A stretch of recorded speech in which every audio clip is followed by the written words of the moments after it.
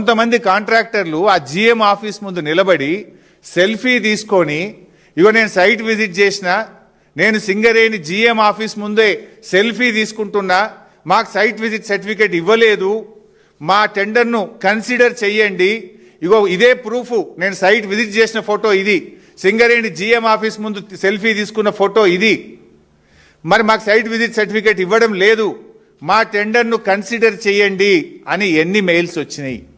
అనేక మంది మెయిల్స్ పంపినారు.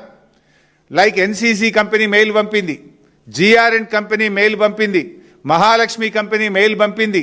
ఇట్లా ఎన్నో కంపెనీలు మాకు సైట్ విజిట్ సర్టిఫికేట్ ఇవ్వట్లేదు, మేము పలానా తారీఖు నాడు సైట్ విజిట్ చేసినాము, ఇగో ఇది సైట్ విజిట్ ఫోటో, ఇగో ఇది జిఎం ఆఫీస్ ముందు నిలబడ్డ ఫోటో, జిఎం ఆఫీస్ ముందు తీసుకున్న సెల్ఫీ ఫోటో, మమ్మల్ని కన్సిడర్ చేయండి అని మెయిల్స్ ఎన్ని వచ్చినాయి? ఆ మెయిల్స్ బయట పెట్టండి.